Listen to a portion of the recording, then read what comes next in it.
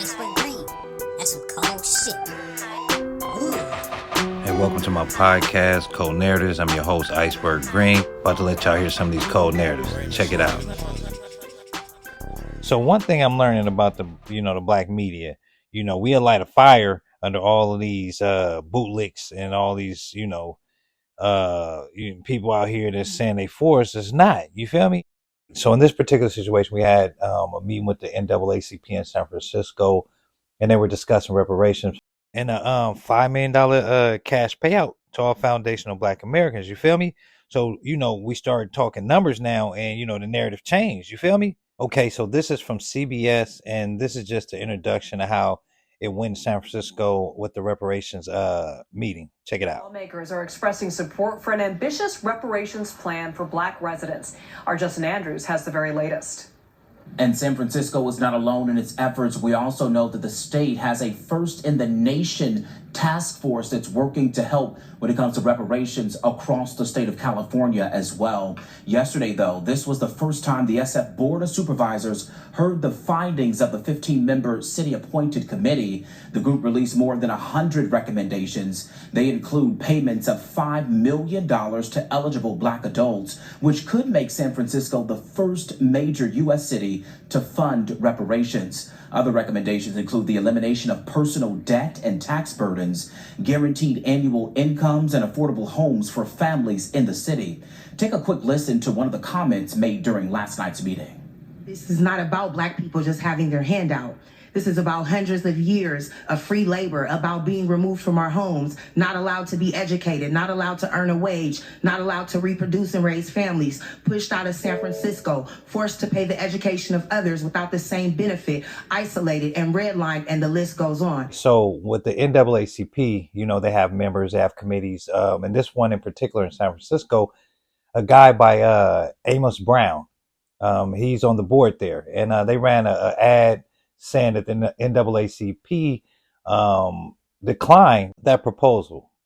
So, he became the face of that note. And this guy right here seems to be one of them dudes. You feel me? You can see it in the wiggle. You feel me? See how he walk? He got that, you feel me? I get you. Pastor walk. You feel me? Slavery was one of the founding institutions of the United States. It was abolished during the Civil War, but African Americans suffered many more decades of violence, voter suppression, segregation, and housing and job discrimination. Although California was founded as a free state, Reverend Brown says the racism carried over here in the 1960s. So once you crossed these railroad tracks, you were in Russell City. Aisha Knoll's grandparents were property owners in a community of color that was literally wiped off the map. Russell City was one of the few places in Alameda County where Blacks and Latinos were allowed to live. The unincorporated town had 12 square blocks, 1,400 residents, a school, churches, shops, and a lively blues club scene that attracted performers like Ray Charles. It was an actual town. It was a community that had life and history and a lot of wonderful things going on in it. But the county never provided services like water, electricity, and sanitation. By the late 1950s, the town was declared a blight. Residents were forced to move, and arsonists burned properties to the ground. When the town was annexed into Hayward, the city used eminent domain to remove the last of the residents in 1966 to make way for the industrial park that you see here today.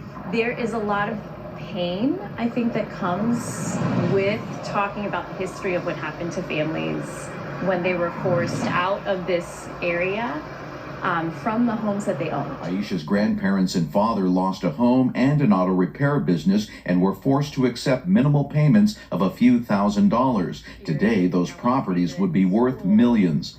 Russell City is commemorated in this downtown mural, and Hayward has officially apologized for the policies that prevented people of color from owning homes and building their wealth. This is a local example of why reparations are needed, because this is needed to repair the harm that was done during that period of time. Okay, so I just did a segment on sundown towns and housing, HUD, and all that stuff, but this is another example of California. California slavery wasn't legal, so they say. but it was still practiced in California. So here's an example of, the atrocity, another atrocity that happened. And this wasn't down south, y'all.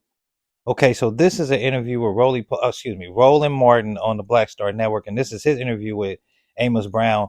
He wanted to clear up his name and let people know, man, he is for cash payments, but it's cash plus. And of all people, you know how they do it. They got to go get, you feel me, the biggest bootleg they can find to, report this type of stuff to, be his savior. Like, we gonna believe you, Rolly. But yeah, man, he part of it, man. So we gotta watch this narrative, and they'll try to put people in our face like this guy. And hey, like I said, you see he opened his mouth and he had to back, you feel me, his talk with his walk. So you're a member of the San Francisco Task Force Committee and the vice chair of the state committee that's been examining this as well. A lot of people have been blasting you and the chapter for this particular statement, saying, how dare you oppose the money going direct as opposed to the 5 areas that y'all outlined. Why has the chapter taken the position to oppose the committee's recommendation of direct payments as opposed to the 5 areas y'all laid out? That was a misprint. That was a misprint. That line was left out of there. That was a misprint. But the basic position, what I'm saying, Brother Roland, is we definitely support payment. But you got to have a plan. So Pastor Brown, I just want to be clear. Go back to my iPad. The statement that was released, the headline says, San Francisco NAACP rejects $5 million reparations payment to blacks. And then it says it in the so you're saying that this statement that was released publicly, this statement is wrong. That's right. So the San Francisco NAACP supports direct payments plus investments to the black community. That's right. Those members of the Board of Supervisors gave lip service to the concept, the idea of reparations. But beginning with the chair, he's the one who said no cash. And the chairperson of the Finance Committee, an Asian lady, Miss Chan, said, we have a deficit in the city. The point, brother, I'm making is that we must not let our adversaries, whoever they may be, set us up for another study to be put on a shelf and to collect dust. We must have action, and action now. We believe in cash plus. It's not either or. Even the 5 million is not enough for the hell, the horror, and the hardship. You can't put a dollar sign on the oppression, enslavement, and downright insult and assault to our humanity. So that was a mistake that was made there regarding our position. And I'm setting the record strictly now. So what happens is, you got to think about it. You grew up in the struggle. You may got a little bit of piece of the pie, got in politics and all this different stuff, but you came from a family that's probably still dealing with impoverishment. So for you to be in politics and yelling, you don't support cash payments and reparations, that black media lit a fire up under this dude. So now he having to double down and come back and say, hey, I'm with cash payment, but won't you specify, about these cash payments, brother? So going forward, we want to hear more from you and this committee, not just you. What about these other people on this committee? We want to hear from them too. We know what has happened in American history. They're trying to erase it. And we know that there was a crime committed by the U.S. government, the feds, and beyond that, by just the whole United States of America. There was a crime committed. And the thing is, when we start talking numbers and we start saying, hey, well, we are old, and as black people, we always get pushed to the left. All other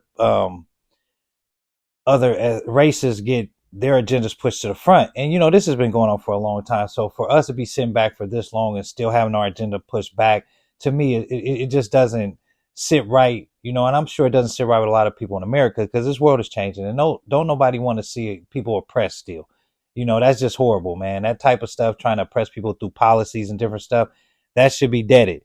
And this guy right here seems to be one of them dudes. You feel me? You can see it in the wiggle. You feel me? See how he walk? He got that. You feel me? I get you.